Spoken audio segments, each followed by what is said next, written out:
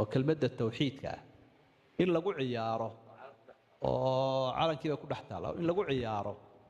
وسيابك للدول الله قالوا له يهانيستو وملك دعوين أو شرعها مسلمين تو وحيسكوا فقسيهين قرآن كريم كآية وحي كتير التوحيد كنا وكمديه إن لقوا عياره تعليم كذا هرت يسكوا فقسين إلا وينيه إن لقوا عيارنا خطر بكيني كرتاوين وقف دينتك قبح marka dadkaana hadiya jeer wixii xumaanay hortooda lagu sameeyo mas'uuliyiinta iyo acyaanta iyo akhyaarta waa inay aad uga feejignaadaan ay ogaadaan wixii ay sugaan ay taqriiriyaan inay dambi iyo gaf weyn ku yeelanayaan